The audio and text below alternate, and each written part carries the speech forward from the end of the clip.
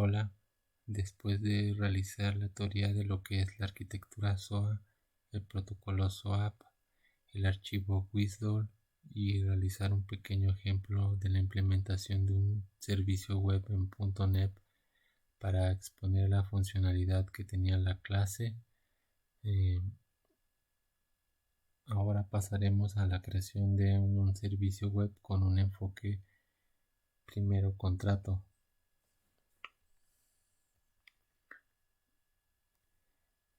¿Qué es un contrato?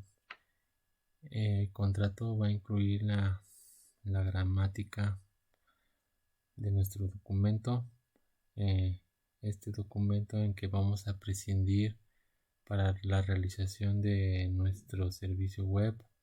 Este documento expone las funcionalidades y la sintaxis, expone los mensajes de entrada y salida, los parámetros, operaciones y lugar donde invocarlas. Se expone en formato XML a través del WSDL. Recordando el enfoque top-down,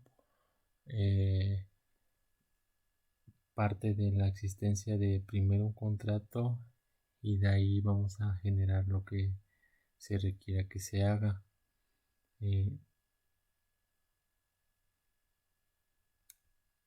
Recordamos aquí el diagrama donde partimos del documento WSDL, veremos las interfaces y por último la implementación. Aquí necesitamos pensar primero en el contrato, pensar en lo que vamos a querer que se haga, en lo que vamos a requerir un mayor conocimiento de XML. Para definir un contrato, veremos unos puntos relevantes a analizar y reflexionar para, para cómo definir los contratos. Basándose en estas preguntas: ¿qué propósito tiene el servicio? ¿Qué sería el objetivo del servicio web? Por ejemplo, el servicio brindará servicios de venta de productos, por ejemplo. ¿Qué funcionalidades brindará? Brindará las funcionalidades de agregar y eliminar productos, por ejemplo. Cómo se va a utilizar el servicio. Aquí sería qué parámetros recibiría y qué datos retornaría. ¿Dónde se alojará los datos del servicio? Por ejemplo, si estarán sus datos alojados en un servidor local o en un servidor en la nube, etcétera. Con qué componente lo desarrollaremos. XSD, XML Scheme Definition. Después de ya tener definido la parte conceptual, pues pasamos un poco más a la parte técnica, donde vemos lo que es XSD. Es un documento de infraestructura que define las reglas y restricciones para documentos XML.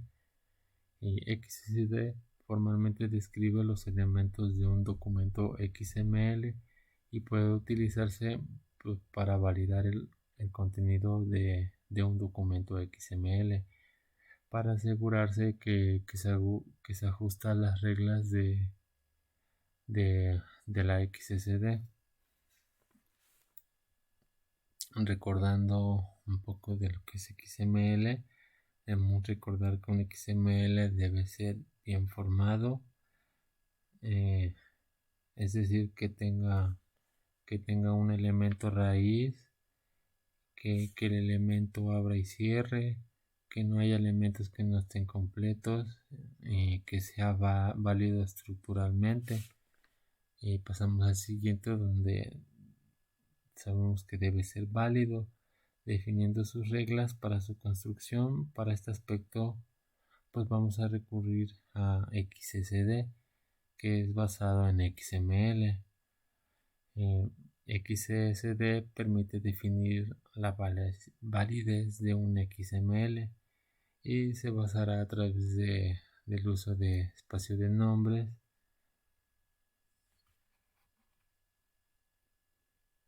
y podremos definir también tipos de datos, ya que soporta definición de tipos de datos. En el siguiente ejemplo que vemos para definir un esquema, tenemos primeramente lo que es el prólogo, que no es más para que otra cosa para que el compilador sepa que lo que viene es un documento XML. En el siguiente tendremos la etiqueta raíz scheme y el namespace identificado por el atributo XMLNS. Esto para que todos los elementos de nuestro XML queden definidos en este contexto. Esto indica también que todos los elementos y tipos de datos utilizados en el esquema provienen de este espacio de nombres, y que los elementos deben tener el prefijo XS como un alias. Tenemos también la etiqueta, el atributo target namespace. Indica que los elementos definidos por el esquema provienen de este espacio de nombre. El atributo de nuevo otro XML namespace. La diferencia que este ahora es mismo que target. Especifica la declaración de espacios de nombres predeterminada. Esta declaración le dice al validador de esquema que los elementos que utilicemos en este XML estarán declarados en este espacio de nombres. Por último, el atributo element for default, que indica que todos los elementos utilizados en el documento que se instancian aquí deben estar calificados para el espacio de nombres. Y todo esto pues es esa fuerza mínimo para crear un documento XSD.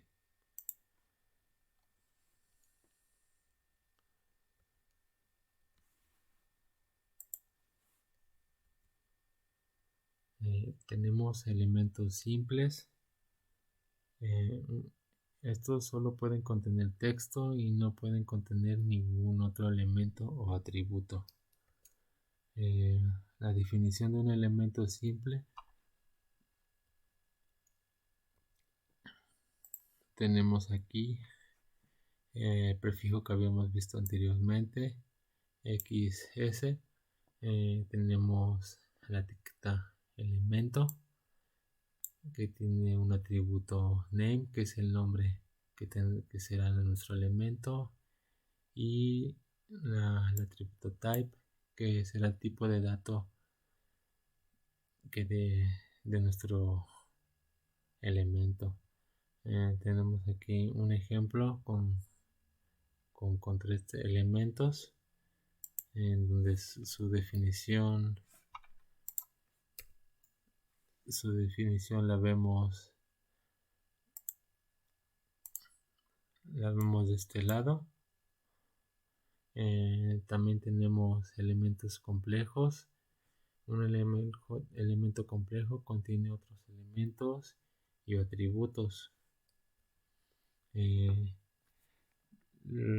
qué es un atributo? Bueno, los Los elementos simples no pueden tener atributos. Si un elemento tiene atributos, se considera que es de tipo complejo, pero se van a declarar como un tipo simple. Vemos aquí en la sintaxis declarado el,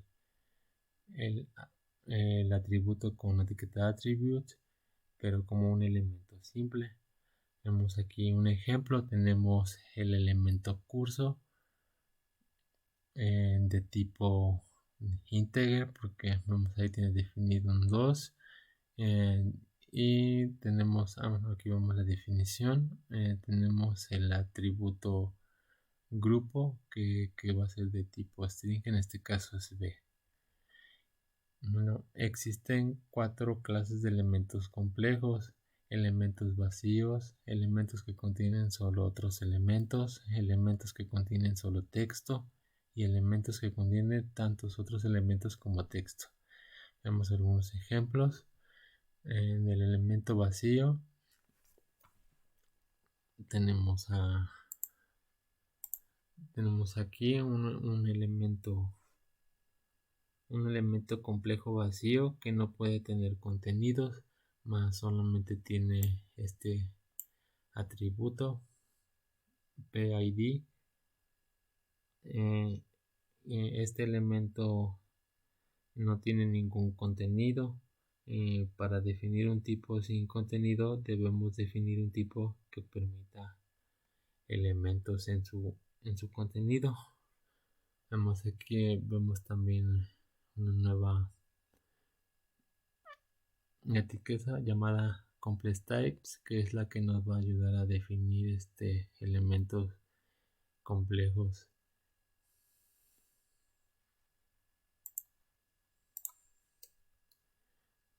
Los tipos de elementos complejos de solo elementos.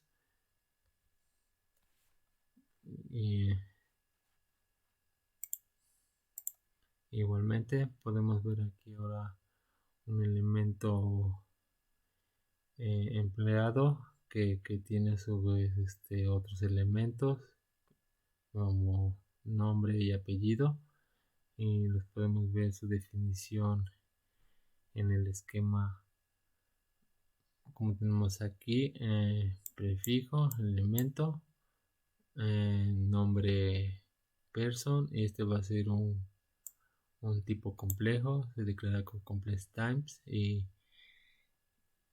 y ahora podemos observar aquí la etiqueta sequence. Significa que los elementos definidos deben aparecer dentro de este orden.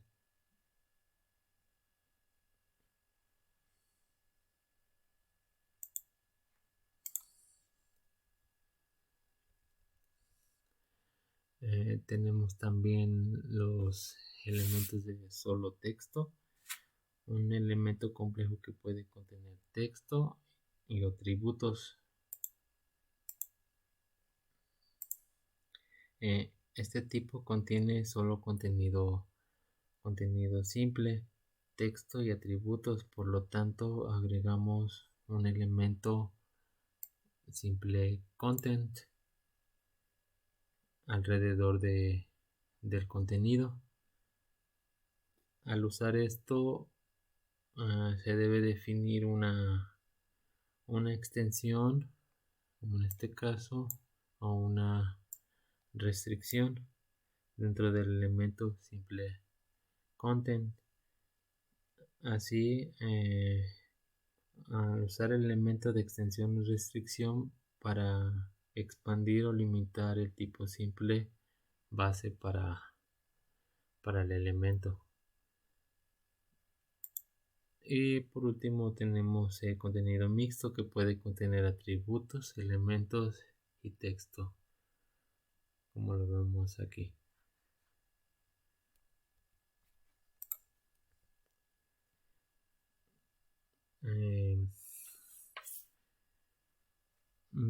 También podemos definir indicadores que podemos controlar con esto cómo se van a utilizar los elementos En los documentos existen 7 indicadores de orden que se utilizan para definir el orden de los elementos.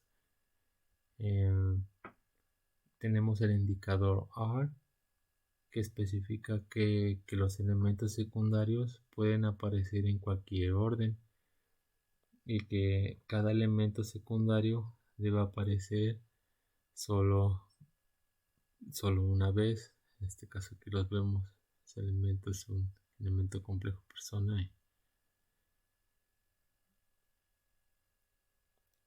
También tenemos el indicador de elección, choice, que especifica que los elementos secundarios deben aparecer en un orden en específico.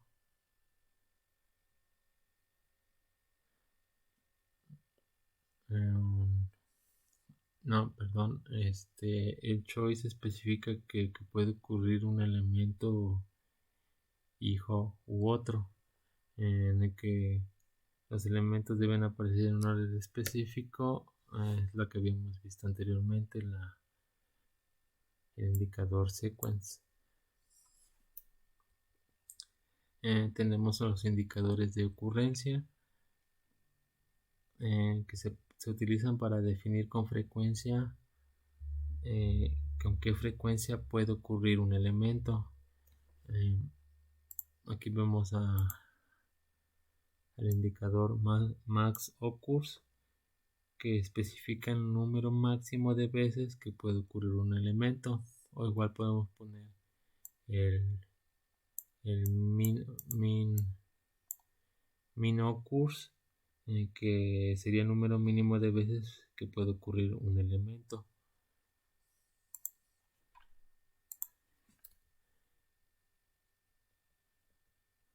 Tenemos los indicadores de grupo, se utilizan para definir conjuntos de elementos relacionados, puede ser de grupos o también podemos tener un grupo de atributos.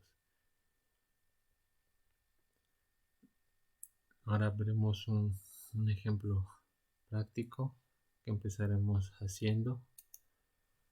En este caso definiremos el contrato swap.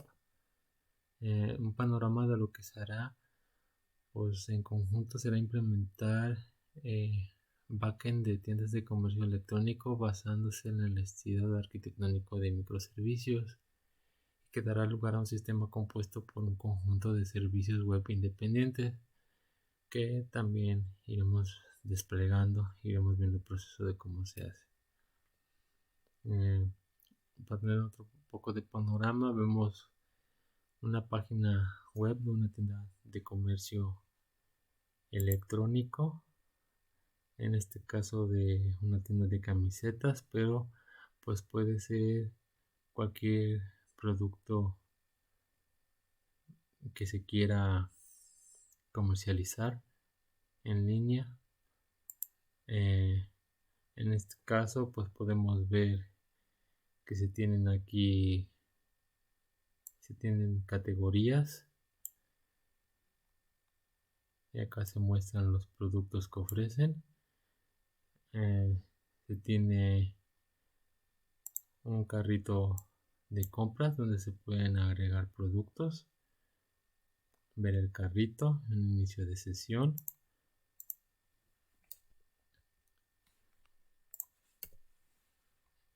Igual permite la gestión de productos. En este caso vemos aquí que podemos crear un producto, editarlo, eliminarlo. Pero el problema de estos sistemas, que es un desarrollo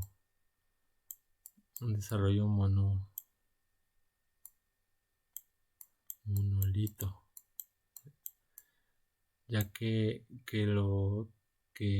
tanto el backend como el frontend trabajan conjuntamente y están definidos en un solo proyecto. Entonces esto con el tiempo puede causar conflictos en cuanto a la escalabilidad o actualización del sistema,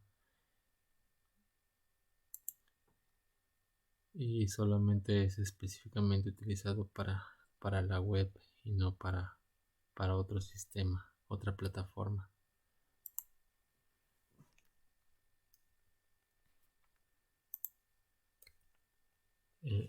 El contexto del ejemplo, el propósito será definir un contrato para un servicio web con SOAP con funcionalidades que se despliegan en una tienda de comercio electrónico.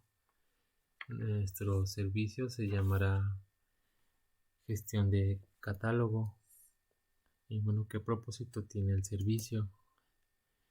Será gestionar el catálogo de productos de una tienda. ¿Qué funcionalidades brindará? Brindará funcionalidades groups sobre el catálogo de producto, es decir, lo que habíamos visto en el ejemplo del frontend de la tienda de camisetas, poder agregar, actualizar, eliminar, leer los productos en este caso. ¿Cómo se va a utilizar? Pues el servicio terminado se probará con la herramienta Whistler, introduciendo los parámetros que se requieran en un mensaje SOAP, obteniendo una respuesta con datos. Después ya haciendo la práctica se entenderá más cómo se va a utilizar el servicio. Vemos la herramienta, podemos descargarla con una sección para Chrome. Tenemos aquí las funcionalidades que tiene este primer servicio llamado gestión catálogo. Vemos un ejemplo, por ejemplo, agregar categoría en una solicitud donde solamente tendremos dos parámetros, uno de tipo int, que será el ID de la categoría, y otro de tipo string, nombre, que estos los declararemos en el archivo xsd. Y utilizaremos esta herramienta Liquid, que es un editor de XML que tiene un kit de herramientas. En este caso utilizaremos su convertidor de XSD a XML en línea y la creación de un documento XML a partir de un esquema XML XSD. Aquí tenemos su validador. En este caso, aquí podemos definir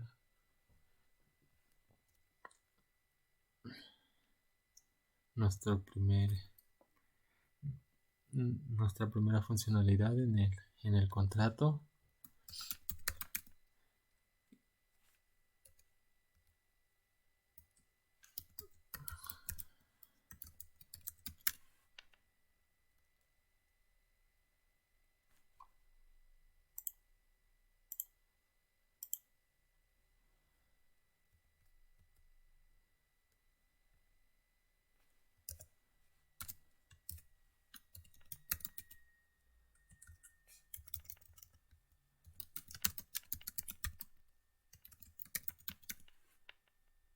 Formamos bien el elemento.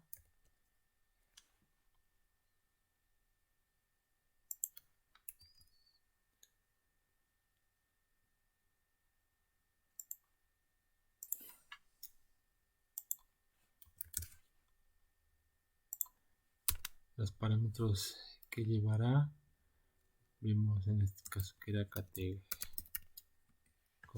ID. En este caso va a ser un integer. Cerramos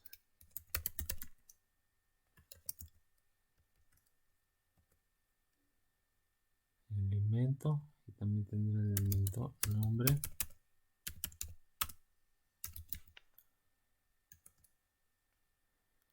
sea un string.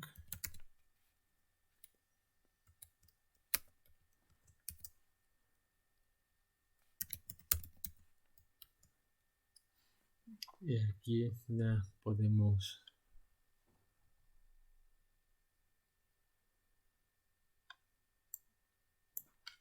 en este caso copiamos al validador.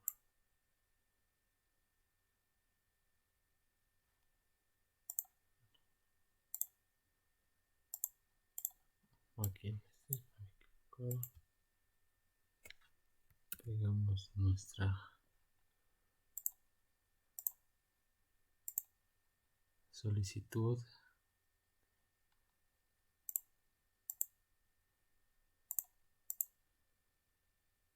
Y como ven, nos marca que ya este es un documento XML válido porque tiene un elemento raíz, está bien formado, no tiene elementos incompletos. Entonces pues pasaremos a crear el ejemplo de nuestro contrato SOAP. Esa primera funcionalidad, agregar la solicitud de categoría.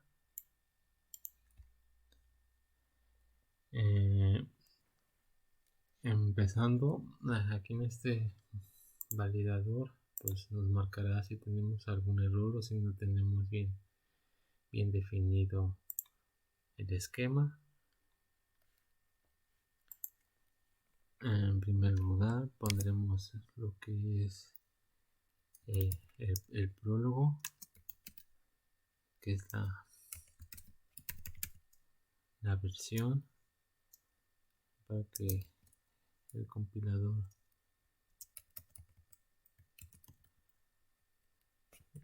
sepa que lo que viene es un documento XML. Cerramos y ahora empezamos a definir nuestra etiqueta raíz. Como lo habíamos visto en otro día, es la etiqueta skin con algunos atributos. El XML namespace, ponemos su prefijo,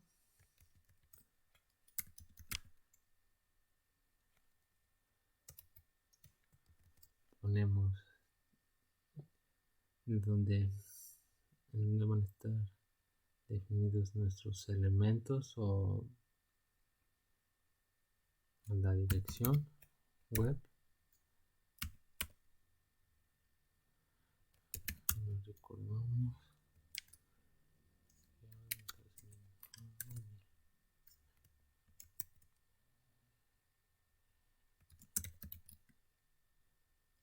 entramos nuestro siguiente atributo, el target namespace.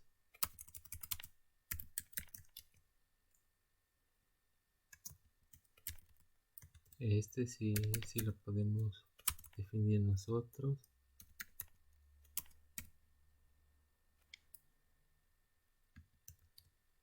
Por ejemplo, tecnologías para integración de soluciones.mx diagonal. Este sería el servicio catálogo.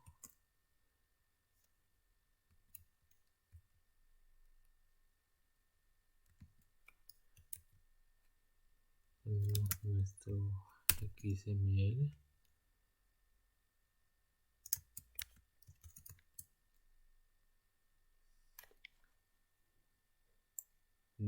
Tendremos el mismo que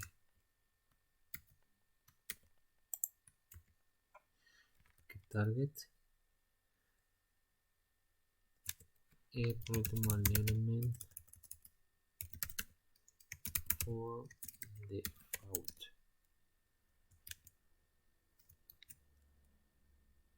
que sea igual a qualified. Pero los elementos tienen que estar calificados dentro del espacio de nombres cerramos el scheme, pero tenemos que cerrar esa.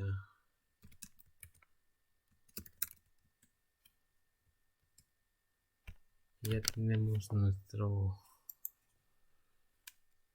documento XSD básico, donde ya podemos ir definiendo nuestros documentos. En este caso no tenemos ningún elemento. Definiremos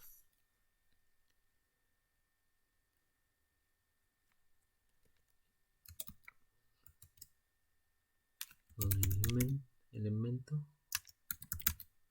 con nombre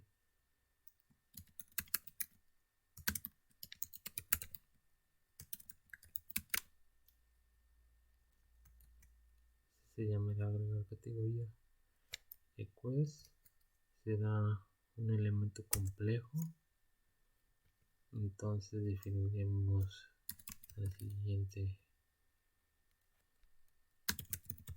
etiqueta para complex type, para definir qué elemento va a tener otros elementos.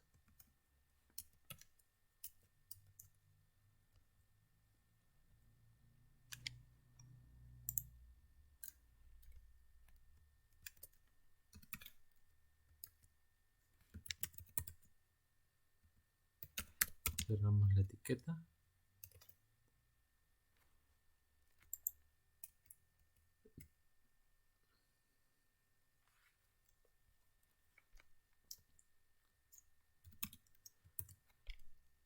También cerramos la etiqueta de agregar categoría request, porque si no nos marcará error en el parsing. Vemos, se quitó. Ahora vamos a utilizar la etiqueta sequence para que los elementos estén ordenados. En la manera que lo pongamos aquí aparecerán igualmente en el visor.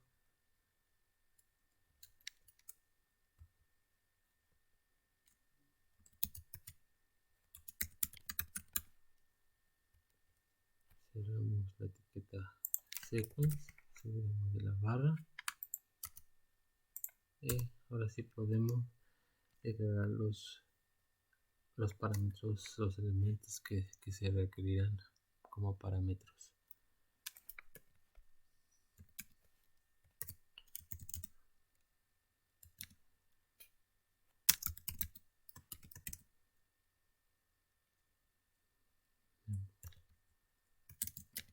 ID categoría va a ser de tipo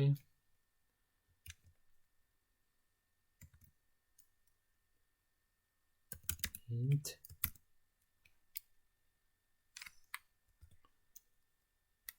Este ya lo declaramos con un elemento vacío.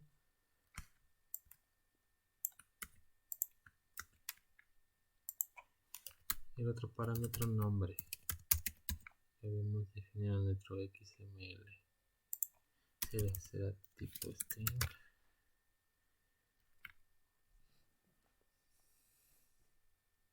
En teoría ya tendríamos este primer elemento hecho. Lo vemos, agregar categoría request. Vamos a generar, nos marca un error en el tipo de dato int. Igualmente aquí tenemos que definir el prefijo XS para el tipo de dato. Volvemos a generar y como podemos ver ya tenemos el XML que habíamos hecho de este lado en el validador. Tenemos agregar categoría request con el ID y el nombre. Igual aquí ya le meten algunos valores.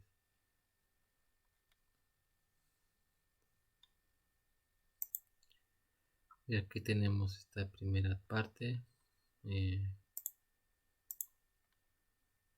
bueno,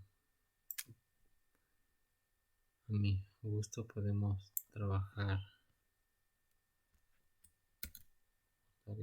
trabajar en un editor de código para verlo más comúnmente.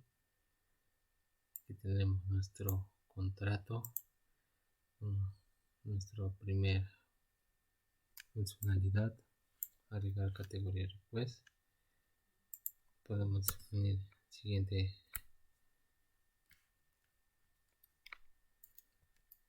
otro elemento. Igual aquí ya el editor nos ayudará.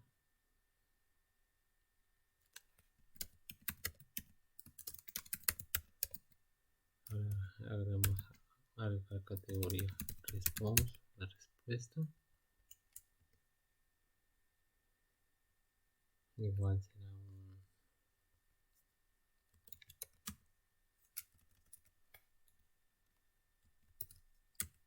un complex type.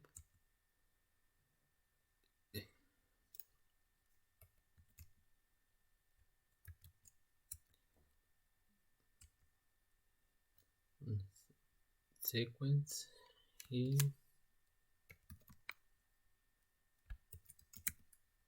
estaría el elemento, pero en este caso será un elemento ya vacío. Se llamará respuesta. Será de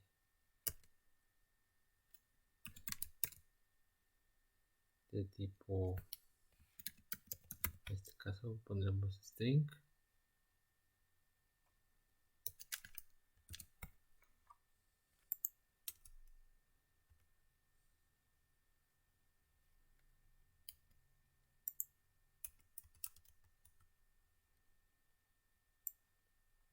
Podemos de nuevo copiar y pegar en el validador, en el convertidor. Ahora vemos que también ya tenemos la respuesta. Generamos el XML.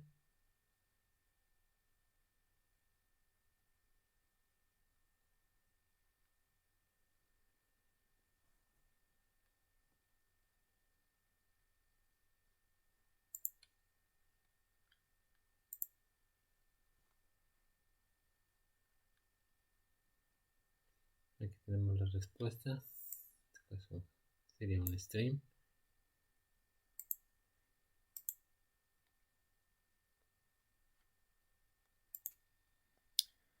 Aquí ya explicaré lo que es el contrato completo. Vamos aquí lo que habíamos agregado manualmente en el convertidor. Pues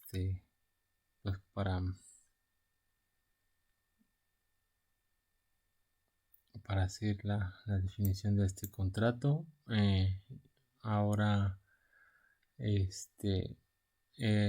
añadido, por ejemplo, tenemos aquí listar categoría request, que es un elemento vacío. Ahora el elemento listar categoría response, ese va a ser un elemento complejo. Igual los elementos serán en orden. A su vez tendrá un elemento complejo que se llama categorías y que tiene el indicador max occurs en un bounded, para que no importa el número de elementos que haya.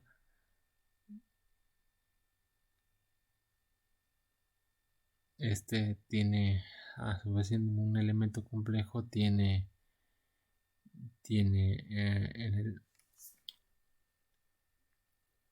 la categoría y el nombre que van a ser los datos con los que responderá el servicio. Tenemos a agregar el producto. Igual es un elemento complejo, solamente aquí con más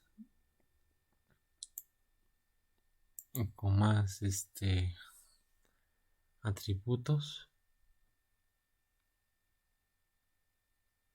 perdón, con más parámetros. Tenemos también su respuesta.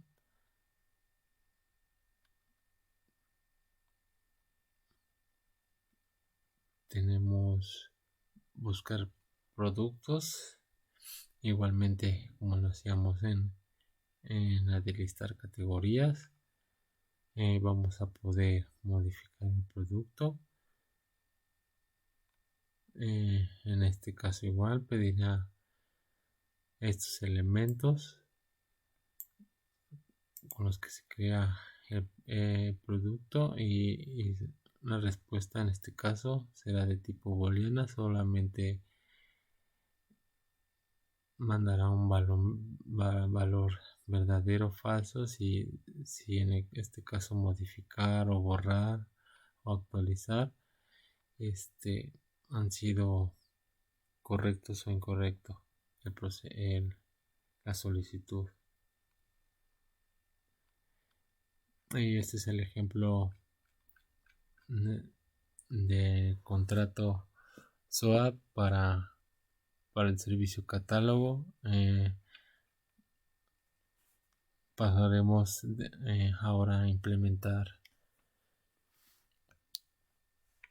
lo que son las interfaces, la programación utilizando framework Spring Boot, pero igual lo veremos en una siguiente presentación.